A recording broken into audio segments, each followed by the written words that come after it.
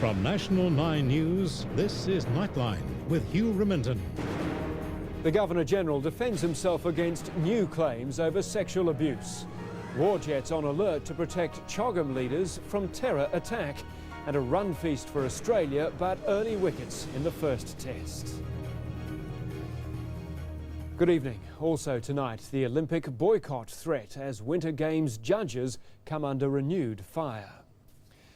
But first, the Governor-General has tonight issued a statement from New Zealand answering the latest allegation against him by a victim of sexual assault.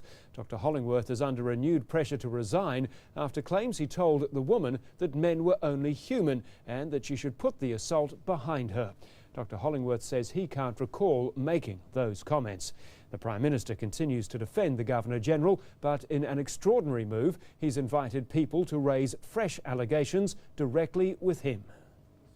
It seems there's no escape. The Governor-General may be out of the country on an official visit to New Zealand, but his problems continue to dog him, even across the Tasman. Dr Hollingworth, how do you feel about being in New Zealand while there are still calls for your resignation? Very happy about being in New Zealand. Back home, the pressure continues to mount. In the latest development, a woman has spoken out about her anger at Dr Hollingworth's reaction after she told him she had been sexually assaulted in the loft of Brisbane St John's Anglican Cathedral. I believe he is the victim of a terrible attitude which a lot of people of his generation still have.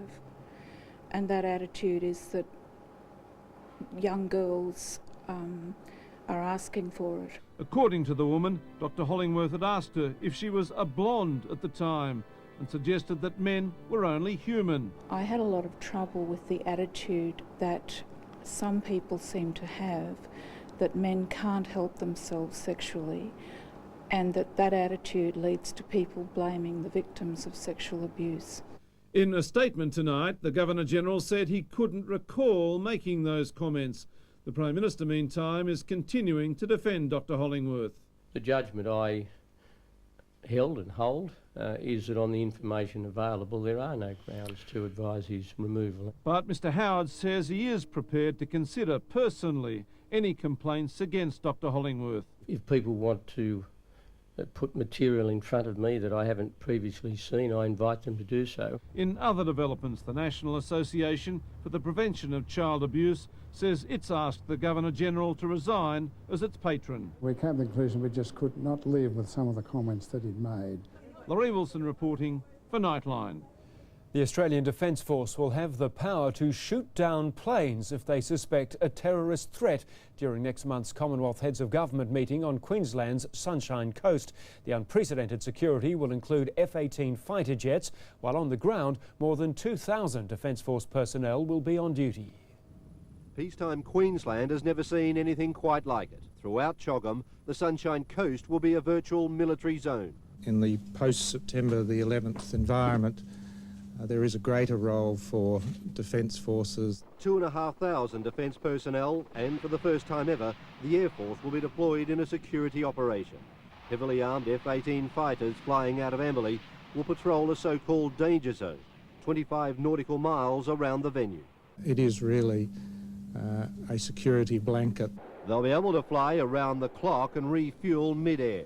The F-18s will scramble to intercept any suspicious unidentified aircraft.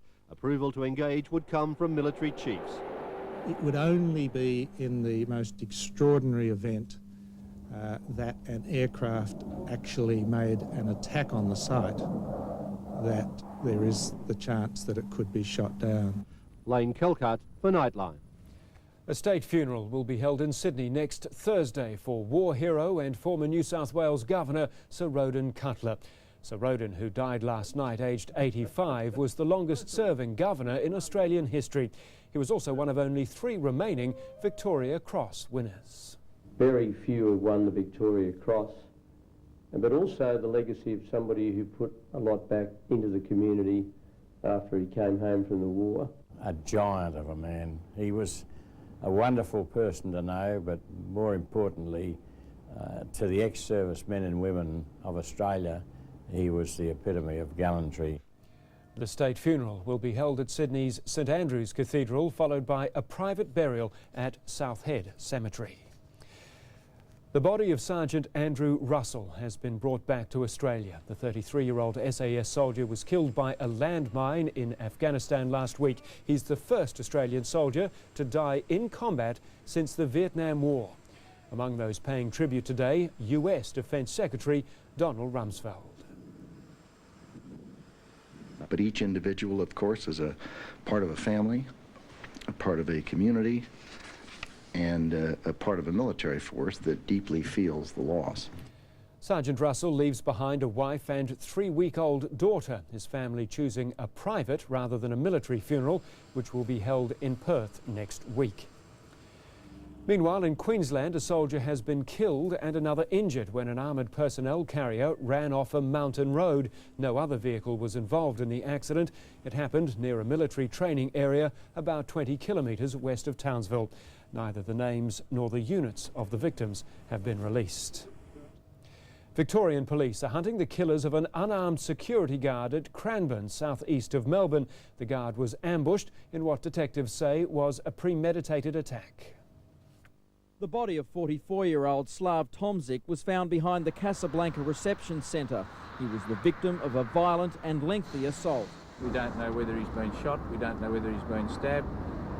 All I can say from where the body is, and it hasn't been moved, there's a large amount of blood. Police say Mr Tomzik was carrying out a routine check for a Pakenham security firm sometime after 10 p.m. when he was attacked near the front entrance before being dragged to the back of the premises. His boss, Sandy Semple, made the gruesome discovery a few hours later after his colleague failed to reach another location. He was a brilliant little worker, you know, absolutely reliable, terrific little guy, wouldn't hurt anybody, you know. Police say the evidence points to an ambush with the killer or killers lying in wait. It's been a very, very vicious attack, cold, calculating and very cruel. The dead guard's van was found abandoned a few kilometres away in Thompson's Road. Police wish to speak to 2 men in their 20s who were seen nearby just before midnight. Mr Tomzik, who was single, migrated to Australia from Poland several years ago and joined the security firm only late last year. His elderly mother had recently flown out for a 6-month holiday at his Berwick home. She's being cared for by family and friends. I mean, she just can't stop crying. She's just so torn with grief, and she's saying it should have been me. Why didn't I go? You know, he's still got a lot of life, you know, to go. She's just devastated. Matt Dowling for Nightline. Sydney bookmaker Robbie Waterhouse today set about explaining why he gave grossly inflated odds to a friend who owed him $900,000. Mr Waterhouse told the Thoroughbred Racing Board he did nothing wrong. Robbie Waterhouse calls it an act of honour to help an old friend, former bookie Peter McCoy, who owes the Waterhouse family $900,000. Earlier this month, Robbie placed bets with himself on 13 interstate horses on behalf of McCoy, supposedly to help him put a dent in the debt. 6 horses won. And Sensorine on the run of the post has won it easily. But the bets were placed at a staggering 500 to 1 on horses starting at 3 to 1 or shorter, reducing McCoy's debt by nearly $60,000. McCoy says he knew nothing of the detail, only that he trusted Robbie to win. The plan went ahead behind the back of Robbie's father, Bill, who was supposed to think McCoy had earned the money himself. It may seem unusual, but the truth's sometimes strange. Waterhouse insists it had nothing to do with dodging tax. I have done nothing wrong. No law has been broken. No one has suffered any loss. But Robbie Waterhouse did give an apology of sorts, saying perhaps the arrangement was misguided. He said, quote, "I'm truly sorry for the fuss." There is absolutely no truth at all in the story going around that he's about to hand in his licence. Bill Waterhouse, meanwhile, returns to the track tomorrow after his ban in the wake of the Fine Cotton affair 18 years ago. Matthew Watson for Nightline. The trial of the man accused of lighting the Childers hostel fire has heard claims that other residents also made threats against the establishment. A former manager confirmed he had to kick out Troublesome Backpackers. Christian Atkinson was one half of the management team running the lucrative Palace Backpackers hostel when the fire broke out, claiming 15 lives. He recalled thinking the smashing sounds may have been a troublesome resident seeking revenge for being kicked out that day. That was a possibility. He said Robert Long, the man accused of setting the fire, disappeared a week prior, owing rent and leaving a suicide note. Atkinson confirmed they'd disarmed the fire alarms a fortnight before after they'd repeatedly malfunctioned. People complained about it going off during the night. After the fire, the hostel managers commissioned a safety report by an independent fire examiner. Its contents are unknown because it's been withheld on legal advice. Barman Martin Woods worked at the pub where itinerant fruit picker Robert Long was a regular. He was a seat warmer, he said. If someone was next to him, he would involve them in conversation. Woods received the second suicide note penned by Long, who'd run up a $200 bar tab before disappearing, then apparently re-emerging on the night of the fire. Andrew Trewin for Nightline.